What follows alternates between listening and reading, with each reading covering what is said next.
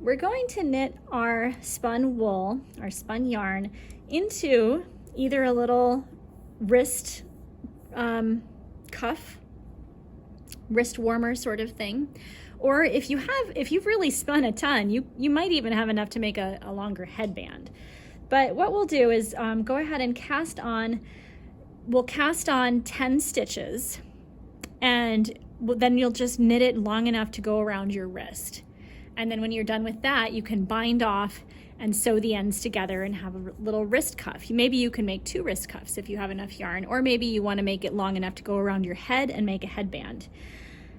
If you remember all those steps to knitting, if you remember how to cast on, how to knit, and how to change colors, then you can go ahead and stop here and get to work. Remember, we're going to cast on just 10 stitches and just knit until it's long enough. You could do stockinette stitch if you'd like to, or you could do garter ridge. Remember, garter ridge is knitting every row, stockinette is knit a row, purl a row. And I'm not going to go into that, but because if you're a beginning knitter, you should just do garter ridge. If you need help with any of those steps, keep watching the video. So to cast on, we'll start with making our slip knot.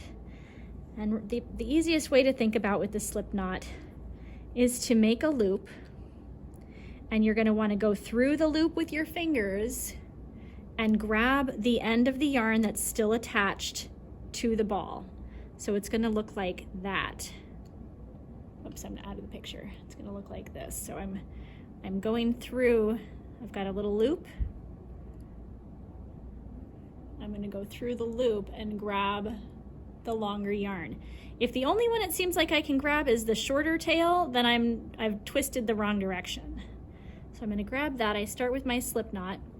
And so to check your slip knot, if you pull on the shorter tail, the one that's not connected to your ball of yarn, it doesn't go anywhere. If you pull on the longer tail, it shortens your loop. So you're going to put the shorter tail towards your body, and we're going to put our needle through, and we're going to, oops, I think I'm backwards. There we go. And then I'm going to tighten up. Now we're going to grab both. I'll just tell you this little story again in case you don't remember it. So remember, we're sailing along and we're looking for treasure. And so when we get to the island that looks like this, we're going to drop our anchor. We're going to split the line so that boat won't fly away. Then everybody's going to point up. Everyone's pointing up. You're going to take the tip of the needle. It's going to swim to the base of the mountain, to the beach. Swim to the beach. You'll climb up Thumb Mountain under vines, fly across to Pointer Mountain, and scoop up the treasure. Fly back to Thumb Mountain, go down the way you came, let go with the thumb, and sail away. Let's do that again. Okay, so now you've got 2 stitches on your needle. Start at the base, start at the beach, climb up Thumb Mountain under vines, fly across to Pointer, scoop up the treasure, fly back to Thumb Mountain, go down the way you came, let go with the thumb, and sail away. Now what happens if you drop it? Grab both, split the line. Remember that we're not going to split from behind here. We're going to go straight through like that. Everybody up. Start at the beach, up Thumb Mountain under vines, fly over to Pointer Mountain, scoop up the treasure, fly back to Thumb Mountain, down the way you came, let go with the thumb, and sail away. When we have 10 stitches on our needle, we're ready to knit. Let me get my 10 stitches on there. 1, 2, 3, 4, 5, 6, 7, 8, 9, 10. Okay, now I'm going to turn this around and put that in my left hand. I'm going to make sure I'm using my working yarn, the tail that's still attached to the ball, not this one. Put that one over there. Now I'm going to go in through the, I'll teach you the little rhyme here so we remember that. We go in through the front door.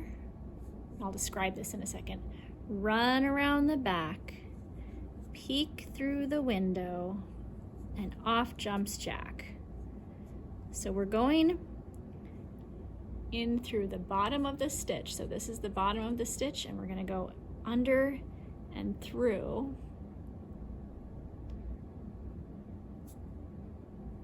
Looks like that. We're going to run around the back. Make sure you're not using your short tail. You've got your working yarn. And then we're going to see how it's wrapped around there. We're going to push that down through and then jump off. In through the front door, run around the back, peek through the window, and off jumps Jack. In through the front door, run around the back, peek through the window, and off jumps Jack. We're going to keep going until we get to the end of the row.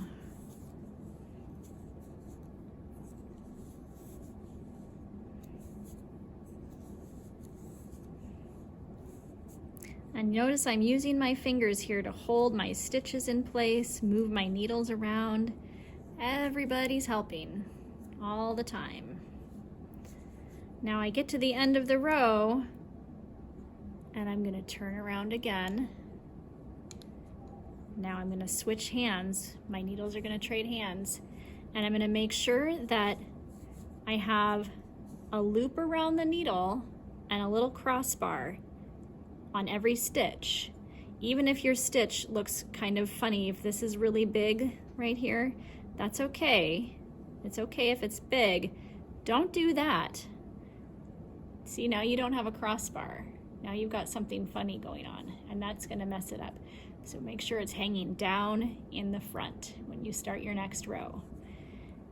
In through the front door, run around the back, peek through the window, off jumps Jack.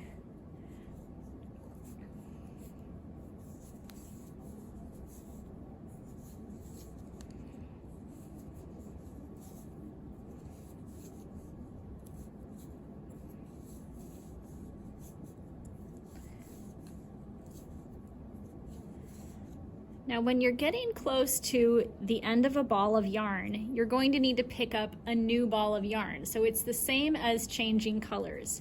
You want to finish your row with the ball of yarn you're using. And you're going to want to keep in mind, like if you feel like you're running out of yarn, you might want to stop before you start another row if you're not sure if you're going to have enough, because it's easier to start. It's a lot easier to change colors at the beginning of a row. So I'm going to do my last stitch of yellow here. I'm going to set up for my next row. And now I have my orange yarn ready to go.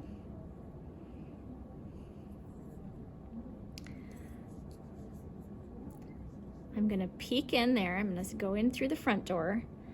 And now I'm going to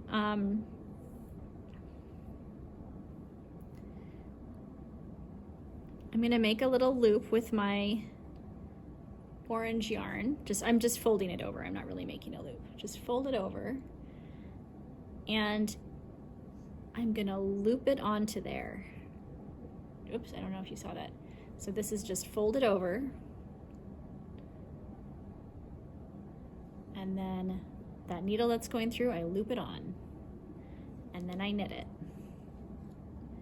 And then I knit the next stitch, and here is where I need to make sure that I'm grabbing the right strand, the long strand that's attached to the yarn, and I run around the back with that one. And then I just keep on knitting, just like that.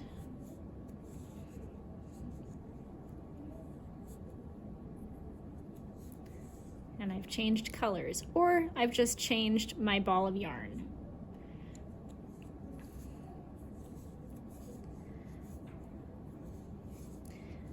When you have come to the end of your wrist cuff, when you feel like it's long enough to get around your wrist, you're going to want to bind off. So to bind off,